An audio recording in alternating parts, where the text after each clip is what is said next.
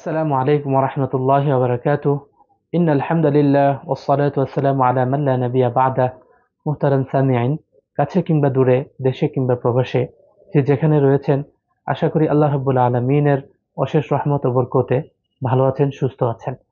আমরা রমজানুল মুবারকের আনুষঙ্গিক বিভিন্ন বিষয় নিয়ে আলোচনা করেছি। আজকের আলোচনার বিষয়টা হচ্ছে গাফেল হওয়া। রমজান এটা খুবই গুরুত্বতা বহন করে আমাদের ইসলাম ধর্মের অন্যতম একটি রোকন। আপনি প্রাপ্তবয়স্ক হলে, আপনি যদি সুস্থ মস্তিষ্কের হয়ে থাকেন, অবশ্যই অবশ্যই আপনাকে রমজানের রোজা পালন করতে হবে, আদায় করতে হবে। ইদানিং একটা জিনিস খুব খেয়াল করা যায়, আমাদের যেই ইয়াং জেনারেশন এবং সচরাচর অনেকের মধ্যেই একটা জিনিস খুবই হয়ে গিয়েছে, যে ইফতার ইফতার করতে হবে, ইফতার পার্টি করতে হবে, সেহরি করতে হবে। এটা একটা ট্রেন্ড, যে এই সেহরি ডান, এই ইফতারি ডান, বা ইফতার পার্টি ডান। বিভিন্ন জায়গায় সেলফি ভিডিও এগুলো তো আছেই। এটা আসলে গাফেলতার পরিচয় বহন করে।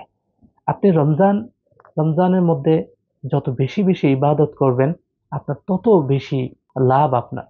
আপনি রমজানুল মুবারকে সময় ওয়েস্ট না করে, সময় নষ্ট না করে বেশি বেশি ইবাদতে মগ্ন থাকাই আপনার জন্য কল্যাণকর।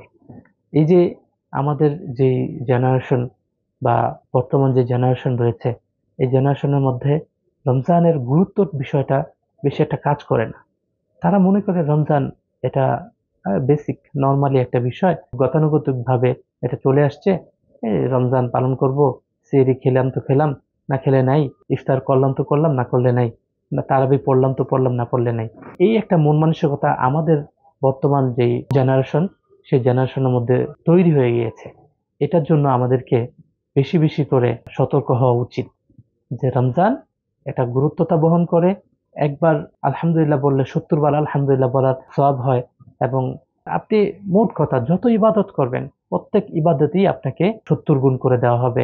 এই জিনিসটা বেশি বেশি করে তাদেরকে বলা উচিত, বোঝানো উচিত।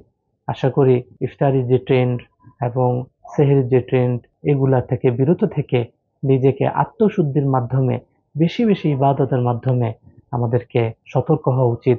বেশি বেশি ইবাদতের মাধ্যমে রমজানকে অতিবাহিত করা উচিত। আমি ইতিপূর্বে বলেছি, আমাদের দেশের যে কালচার, সেই কালচারে আমাদের এই পোলাপানগুলো, আমাদের এই সমাজগুলো একেবারেই গাফেল হয়ে গিয়েছে। অনেকে তো রোজাও রাখে না, আরো কত পাপাচার করতে থাকে।